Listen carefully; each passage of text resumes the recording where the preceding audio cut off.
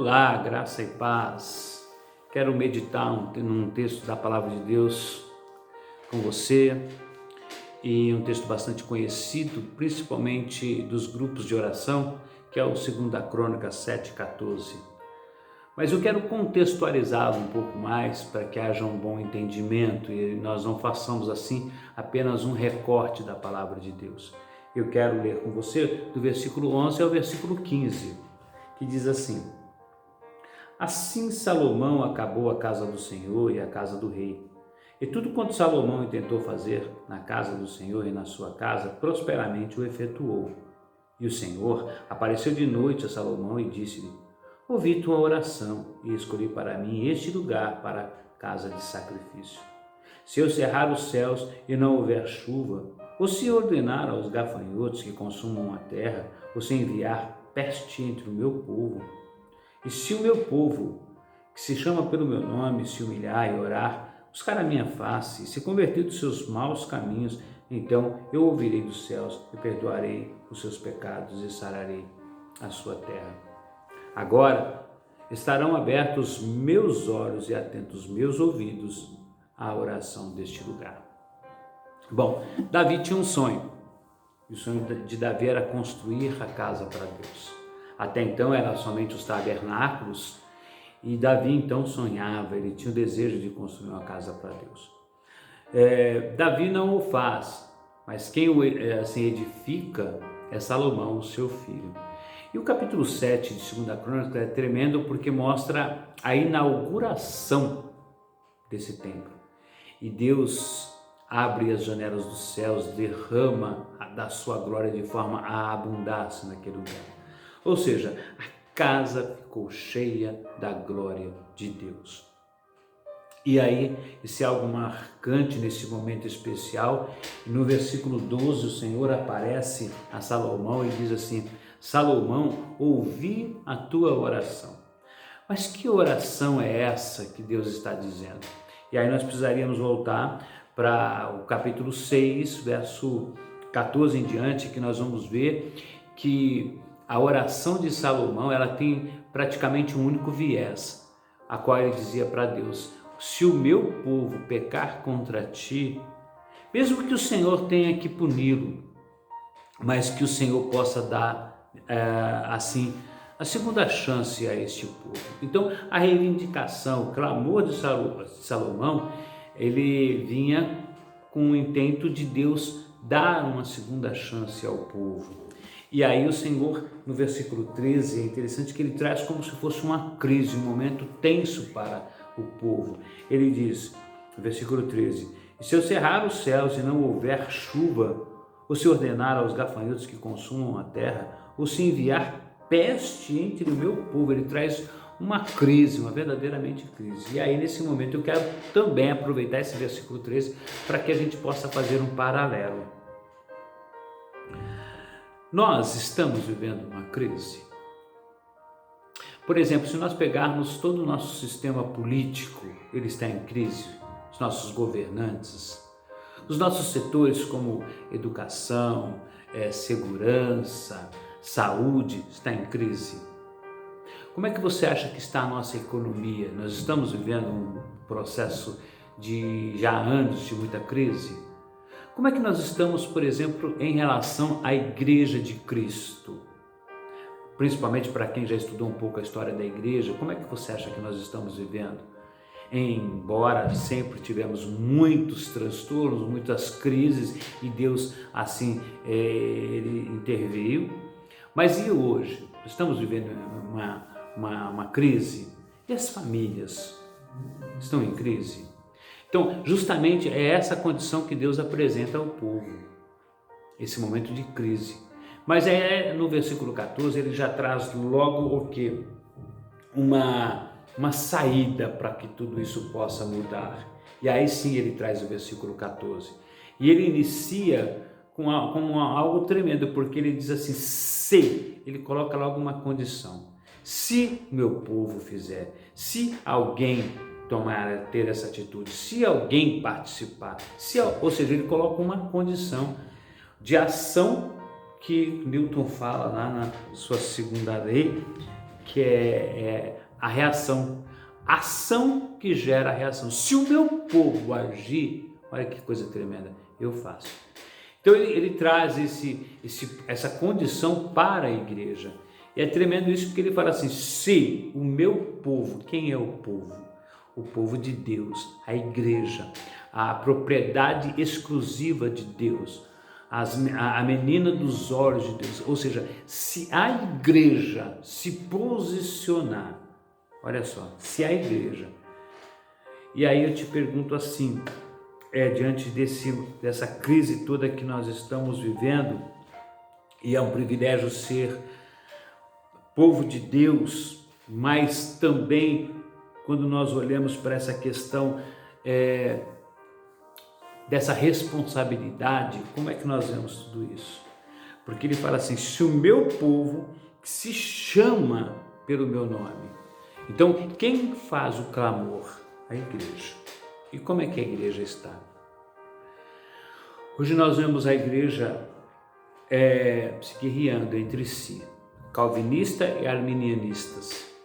Nós vemos reformados ou conservadores, como queira, neopentecostais e pentecostais, crentes políticos e crentes não políticos, se degradando.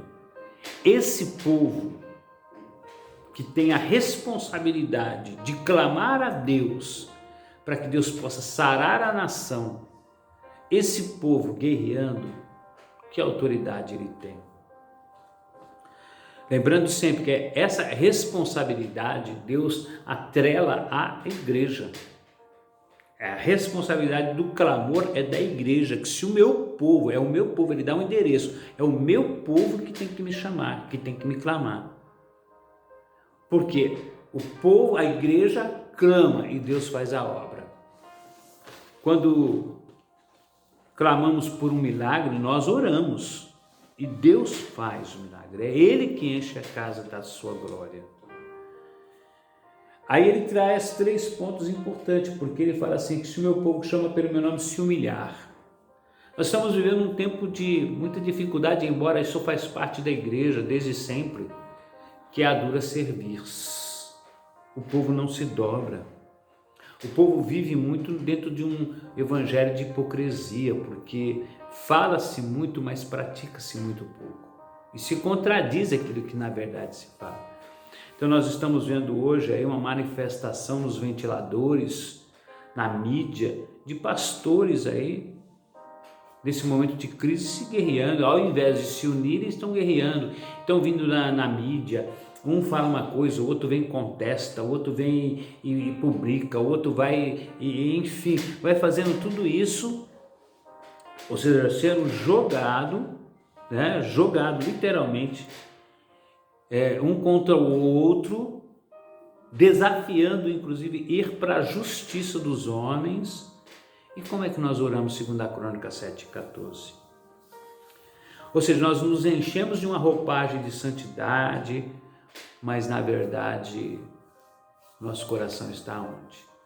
Então nós estamos vivendo assim esse tempo de muita soberba, de muita dura serviço, e nós queremos orar para que Deus possa sarar essa nação, nós como um povo de Deus e povo responsável para que isso aconteça. Fica uma indagação, o nosso testemunho como igreja hoje, ele viabiliza Deus intervir, Deus vir para sarar essa nação? O nosso clamor como igreja hoje, diante de tanta discórdia, de tanta guerra, ele habilita a ação de Deus? Então é importante pensar. O meu testemunho, o seu testemunho, ele é um testemunho que verdadeiramente possamos chamar daquele testemunho que Deus ouve, Deus vê. Uma outra coisa que ele fala, né? Se o meu povo que se chama pelo meu nome se humilhar e orar, como é que tem saído a nossa oração? A nossa oração sai da nossa razão ou do nosso coração? Muitas vezes nós temos praticado uma oração muito relacionada com aquilo que nos convém, com aquilo que nos faz bem, com aquilo que nós queremos, e não diante daquilo que de fato o Senhor quer. Eu ouvi uma oração do pastor e eu me choquei, porque ele orando, pedindo para Deus sarar a nossa nação, o nosso país, o Brasil. Glória a Deus por isso. Mas Deus é Deus de todas as nações. Ele diz, vai até os confins da terra. Ele não é um Deus tribal. Nós estamos vendo o Brasil perecendo, mas e a Itália, a Espanha e a China? E outros países como Inglaterra e Alemanha que passam, e esses países da África, enfim, que Deus tribal é esse? Que oração é essa que nós estamos fazendo? Nosso coração está voltado para isso mesmo, inclinado para isso mesmo? Aí ele fala, se o meu povo se converter dos seus maus caminhos, nós rotulamos o pecado, e um deles é a questão do adultério.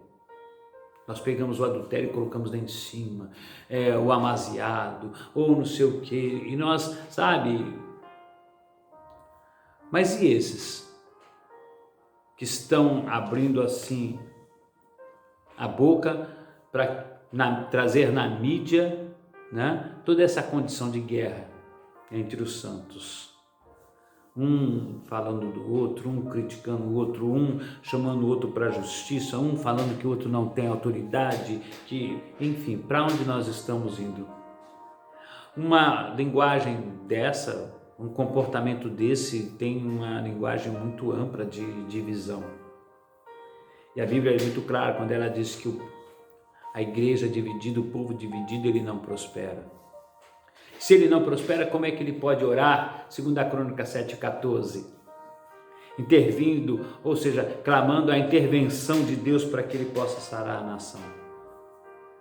Quero dizer a você que a saúde da nação, ela só será restaurada quando a igreja for restaurada. Nós abandonamos, na verdade, nós precisamos rever isso, a nossa posição como igreja em toda a terra. Abandonamos toda a criação, a Bíblia diz que a criação geme, e isso de fato. Nós não nos atemos a nada que acontece no mundo aqui. Nós estamos, claro, naquela ânsia de um mundo eterno, mas a eternidade pode começar aqui nas nossas vidas. Nós precisamos ser igreja. Tudo isso que está acontecendo pode ter uma mudança se nós nos posicionarmos como igreja. Então, 2 Crônicas 7,14 não dá para ser lido como um recorte. Ela precisa ser contextualizada. E a igreja precisa saber se ela está no momento de autoridade. Porque a responsabilidade é da igreja. Mas a igreja precisa ser igreja para orar. 2 Crônicas 7,14. Que Deus abençoe a todos.